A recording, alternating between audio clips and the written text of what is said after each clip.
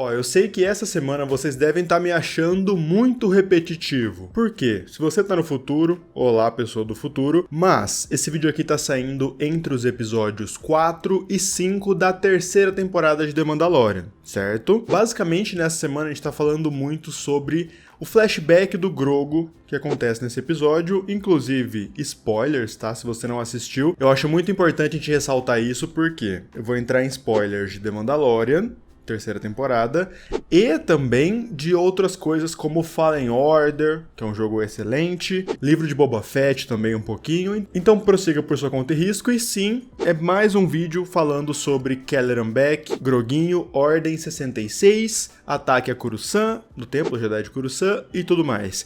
Calhou muito de eu já estar escrevendo um vídeo sobre como a Lucasfilm tá usando muito a Ordem 66. Isso não é uma crítica, tipo, estão usando demais. Faz sentido, a gente vai falar sobre isso, mas faz sentido, pelo menos da minha visão, a visão que eu acho que eles estão tendo e por que eles estão usando bastante. E aí, chega nesse episódio 4, a gente vê um pouco mais da Ordem 66, um pouco mais do Jedi em ação, principalmente lá em Coruscant, no Templo Jedi de Coruscant. E aí eu pensei, beleza, eu vou unir os dois vídeos. Eu tava escrevendo um roteiro, assisti esse episódio e falei, mano, vou casar as duas coisas, porque eu acho que é interessante. E só mais um recadinho, esse vídeo aqui não conclui nada, tá? É só uma brisa mesmo que eu quero dividir com vocês e vocês comentam aí embaixo, mas eu não vou cravar nada, não tem nada que dê pra explicar no cânone do porquê o que a gente vai falar aqui hoje acontece nas séries, no universo de Star Wars no geral, então não vou cravar nada. E só mais um recadinho, eu falei que era o último, mas não era não. Deixa o like no vídeo e se inscreve no canal. E bora lá. Eu sou o Norton, sejam bem-vindos ao canal Norton Domingues,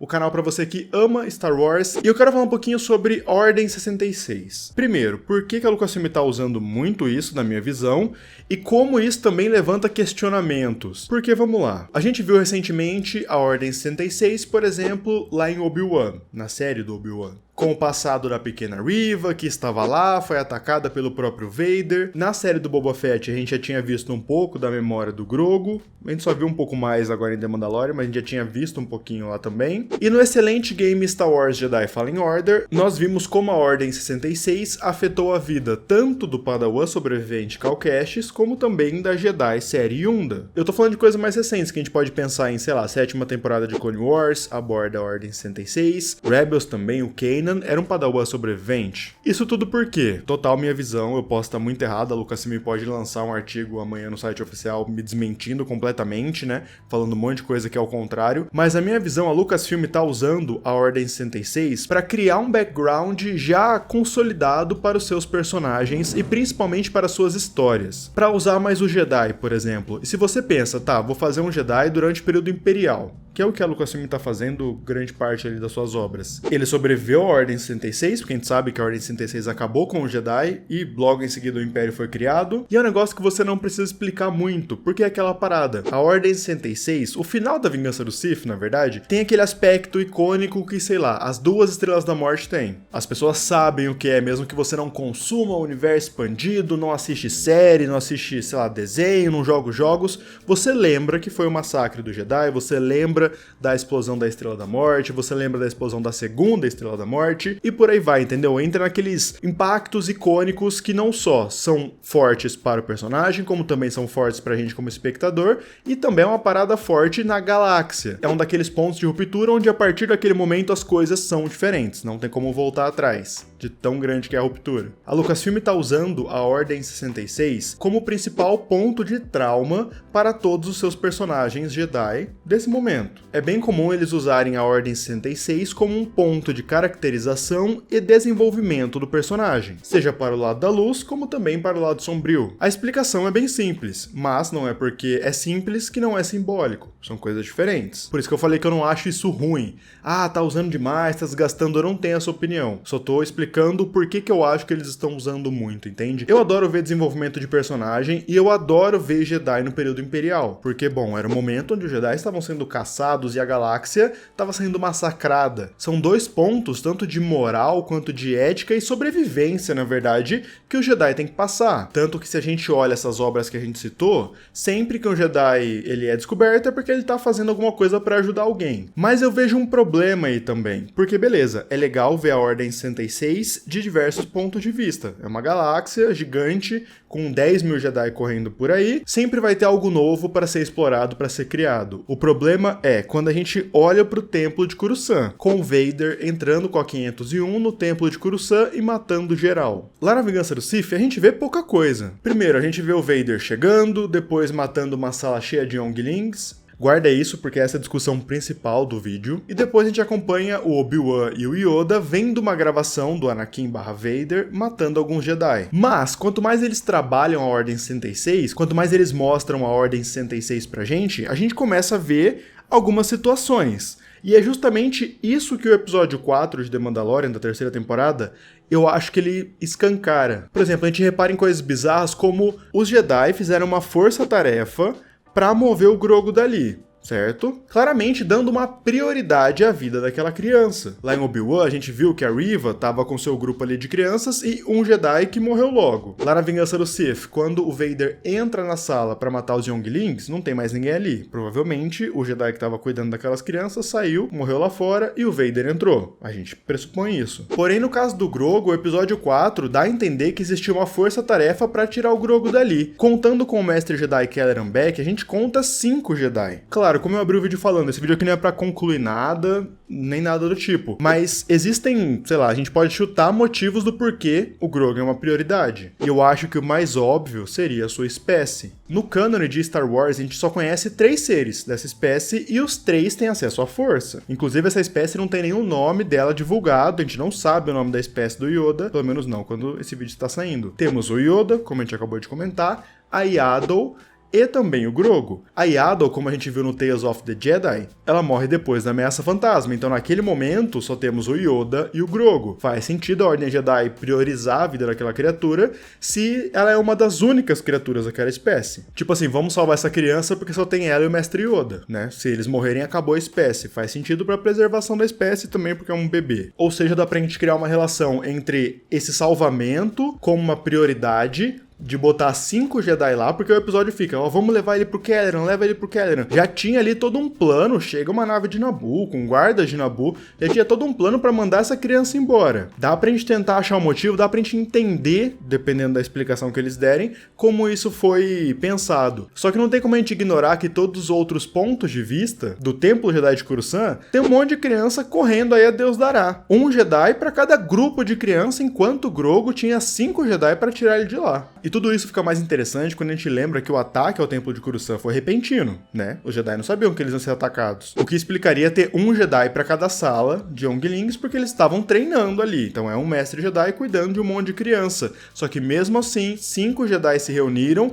para tirar o Grogu de lá, ó, passa pra frente, passa pra frente, passa pra frente. Enquanto isso, por exemplo, a turma da Reva tava lá batendo de frente com o Vader, sem Jedi nenhum, sem proteção nenhuma, enquanto um tinha 5 proteções e um bando de outras crianças não. Entende a brisa? Por isso que eu falei que esse vídeo aqui é uma brisa, é uma discussão. Porque é legal, eu acho muito legal ter esse tipo de discussão. A Ordem Jedi priorizou o salvamento daquela criança. Só que com isso ficou um monte de outras crianças correndo por aí, sendo mortas, sendo capturadas dentro do Templo de Coruscant, eu tô falando. E faz sentido essa lógica dentro da Ordem Jedi, dos mestres se sacrificarem, a gente fala isso sempre aqui no canal, né? É interessante reparar que durante o período imperial, muitos padawans e younglings, muitos, né? Mas os sobreviventes, geralmente eles são padawans e younglings, porque justamente os mestres se sacrificam. Os mestres falam, corre que eu vou segurar os clones, e aí as crianças escapam e depois crescem e ficam vivendo aí pela galáxia. Só que é interessante ver essa prioridade acontecendo, e como eu falei, como eles estão priorizando esse acontecimento, mostrando bastante de outros pontos de vista, não tem como a gente não fazer uma relação, não tem como a gente não